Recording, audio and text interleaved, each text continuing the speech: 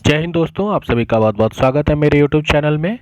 आज हम पढ़ने वाले हैं रॉलेट एक्ट और जलियांवाला बाग हत्याकांड। इसके बारे में हम आज पढ़ने वाले हैं। आप सभी को मैं बता देना चाहता हूं, मैं मॉडर्न हिस्ट्री के क्लासेस आपके लिए ले रहा हूं। एनसीईआरटी सार संग्रह ये बुक है जिसमें मैंने आपको पॉलिटी पूरी कंप्लीट करवा चुका हूं। आप मेरे चैनल पर जाकर प्लेलिस्ट बना होगा एनसीईआरटी सार संग्रह बुक, उसमें आप देख लीजिएगा। सीरियल वाइज पहले पॉलिटी है, फिर मॉडर्न हिस्ट्री की क्लासेज हैं। चलिए रॉलेट एक्ट को शुरू करते हैं। ब्रिटिश शासन के द्वारा मार्च 1919 में लगाए गए रॉलेट एक्ट का मुख्य उद्देश्य क्या था? जो मार्च 1919 में रॉलेट एक्ट लगाया गया था, उसका उद्देश्य था क्रांतिकारियों का दमन करना। जो क्रांतिकारी थे उनको दमन करना, उनको रोकना या फिर उनको दबाना, यही इसका मुख्य उद्देश्य था। क्लियर? भारत में बढ़ रही क्रांतिकारी गतिविधियों के दमन के लिए सरकार ने वर्ष 1917 में न्यायाधीश सिडनी रॉलेट की अध्यक्षता में एक समिति की गठन किया था और इसका उद्देश्य था क्रांतिकारियों को कुचलने के लिए एक प्रभावी योजना का निर्माण करना। और इसी के सुझाव पर मार्च 1919 में एक विधेयक पारित हुआ था जिसको हम रॉलेट एक्ट के नाम से जानते हैं। रॉलेट एक्ट नाम क्यों पड़ा? क्योंकि न्यायाधीश सिडनी रॉलेट इसकी अध्यक्षता कर रहे थे। वर्ष 1917 में एक समिति का गठन हुआ था। क्लियर? और उद्देश्य था क्रांतिकारियों को कुचलने के लिए। आगे बढ़ते हैं। जब रॉलेट एक्ट पारित हुआ था उस समय भारत का वायसराय कौन था? तो चेम्सफोर्ड।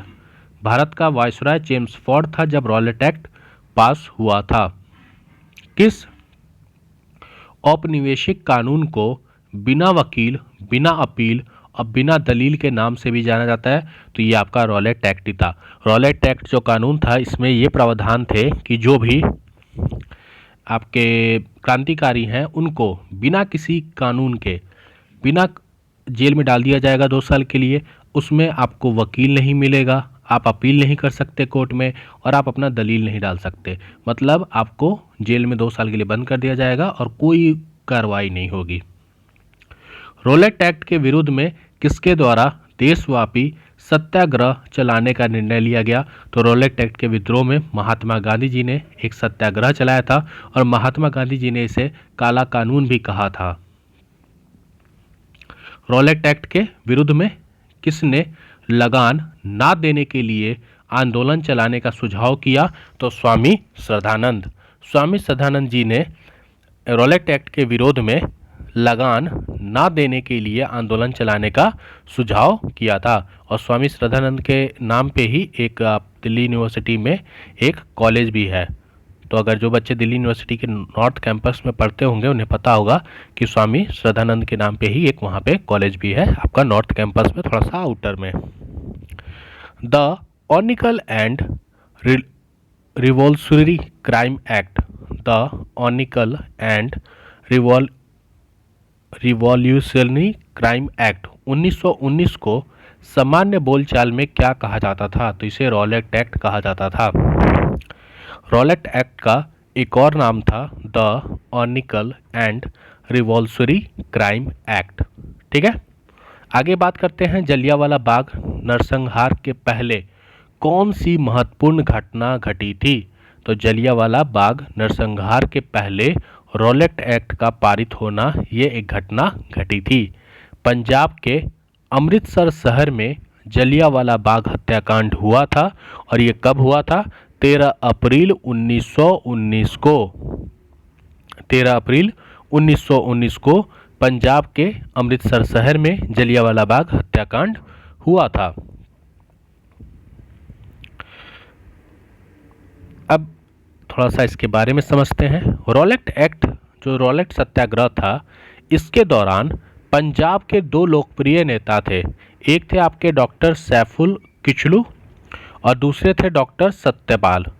डॉक्टर सैफुद्दीन किचलू और डॉक्टर सत्यपाल की गिरफ्तारी और ब्रिटिश दमन का विरोध करने के लिए 13 अप्रैल 1919 को, देखिए, पंजाब के 2 लोकप्रिय नेता, एक आपके सैफुद्दीन किचलू और डॉक्टर सत्यपाल, इनकी गिरफ्तारी कर दी गई। गिरफ्तारी क्यों की गई? क्योंकि ये रॉलेट सत्याग्रह मतलब रॉलेट एक्ट का विरोध कर रहे थे। और 13 अप्रैल 1919 को बैसाखी का दिन था। अमृतसर के जलियांवाला बाग में एक सार्वजनिक सभा बुलाई गई थी, जहां पर जनरल डायर द्वारा नित्यहित भीड़ पर गोलियां चलाकर लगभग 1000 लोगों की हत्या कर दी गई। अब देखिए, 13 अप्रैल 1919 को बैसाखी का दिन था। अमृतसर में जलियांवाला बाग एक पार्क है, जहां पर एक सार्वजनिक सभा बुलाई गई थी। और सार्वजनिक सभा क्यों बुलाई गई थी कि जो दो लोकप्रिय नेता हैं, किचलू और सत्यपाल, इनकी गिरफ्तारी के विरोध में ये सभा बुलाई गई थी। और जनरल डायर ने मार्शल लॉ लगा रखा था। जनरल डायर को ये लगा कि मार्शल लॉ लगा रखा है, फिर भी इंडियंस की इतनी हिम्मत कि वो इस बाग में आते हैं। इसके चलते इन्होंने नित्य हित भीड़ पर क्या कर दी, गोलियां चला दी। और इसी घटना को हम जलियांवाला बाग हत्याकांड कहते हैं। इसमें बहुत सारे मासूम बच्चे और बहुत सारे मासूम लोगों की मौत हुई थी। तो एक टाइप का ये नरसंहार था जो ब्रिटिशर्स ने किया था।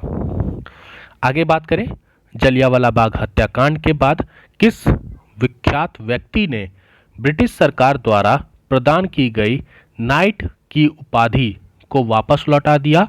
तो रविंद्रनाथ टैगोर जी। रविंद्रनाथ टैगोर जी ने नाइटहुड की उपाधि जो उन्हें मिली थी ब्रिटिश सरकार के द्वारा, उसे इस हत्याकांड के बाद उन्होंने इसे वापस कर दिया था।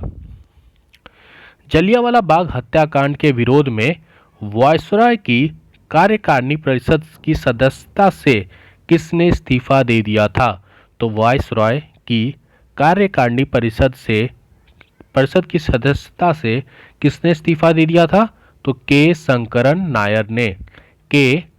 नायर ने इस्तीफा दे दिया था वायसराय के कार्यकारिणी परिषद की सदस्यता थे।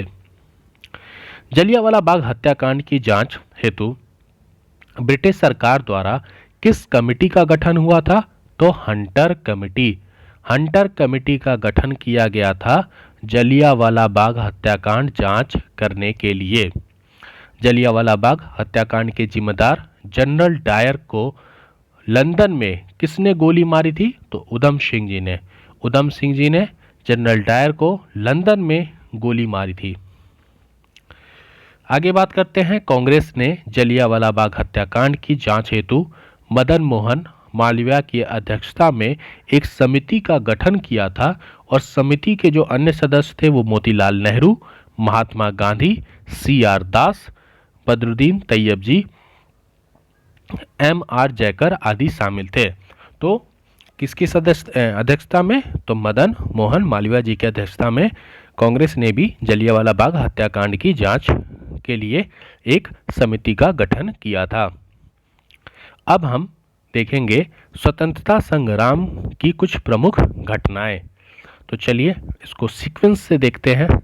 सबसे पहली घटना है 1885 ईस्वी में, जब भारतीय राष्ट्रीय कांग्रेस की स्थापना की गई थी A.U. ह्यूम के द्वारा। 1905 ईस्वी में बंगाल विभाजन के फलस्वरूप आरंभ हुए और स्वदेशी आंदोलन का भारत के विभिन्न क्षेत्रों में प्रसार हुआ। बंगाल विभाजन हुआ तो इसके चलते स्वदेशी आंदोलन पूरे देश में किया गया। 1906 ईस्वी में मुस्लिम लीग की स्थापना हुई थी आपकी लाहौर में। 1909 ईस्वी में इंडियन काउंसिल एक्ट, 1912 ईस्वी में बंगाल विभाजन को रद्द कर दिया गया था और राजधानी को दिल्ली स्थानांतरित, कलकत्ता से राजधानी को कहां शिफ्ट कर दिया गया था? दिल्ली। कब? 1912 में। 1909 की बात करें तो गवर्नमेंट ऑफ इंडिया एक्ट, जिसके फलस्वरूप पहला विधानमंडल निर्वाचित हुआ था। गवर्नमेंट ऑफ इंडिया एक्ट 1909 के तहत पहला विधानमंडल निर्वाचित हुआ था। आगे बात करें 1929 की, तो 1929 में भारतीय राष्ट्रीय कांग्रेस द्वारा स्वराज, जिसे पूर्ण स्वतंत्रता का आह्वान जवाहरलाल नेहरू जी ने किया था, कहां से? आपका लाहौर से। 1935 में गवर्नमेंट ऑफ इंडिया एक्ट, जिसके द्वारा विधानमंडल की शक्तियों में विस्तार और निर्वाचन क्षेत्रों में वृद्धि इंक्रीज। 1940 में मुस्लिम लीग द्वारा पाकिस्तान के निर्माण का आह्वान। 1940 में 1942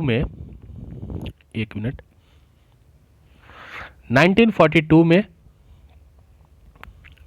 भारतीय स्वतंत्रता के लिए समझौते की शर्तों को तय करना और कैबिनेट मिशन असफल रहा आपका 1946 में। 1946 में कैबिनेट मिशन असफल रहा और 1942 में जो भारतीय स्वतंत्रता थी उसके समझौते की शर्तों को तय करना। 1947 ईस्वी में स्वतंत्रता प्राप्त हुआ, भारत का विभाजन हुआ, पाकिस्तान को भी स्वतंत्रता मिल गई। हंटर कमीशन की रिपोर्ट जलियांवाला बाग से गांधी जी ने पन्ने दर पन्ने निर्चलन सरकारी लिपि पोथी को संज्ञा दी। जो हंटर कमीशन की रिपोर्ट आई थी उस पर गांधी जी ने कहा था कि पन्ने दर पन्ने, मतलब ये जो पन्ने हैं ये एक टाइप का निर्लज सरकार की लिपा पोती है जिसने कोई काम नहीं किया, सिर्फ लिपा पोती करके इस जो नरसंहार था इसको छुपाने की कोशिश की है। तो आज का टॉपिक हमारा रॉलेट एक्ट, जलियांवाला बाग हत्याकांड, ये दोनों चीज़ें कंप्लीट होती हैं। अगर आपको क्लास अच्छा लगा तो वीडियो को लाइक करें, कमेंट करके आप अपने थॉट्स, अपने व्यूज़ रख सकते हैं।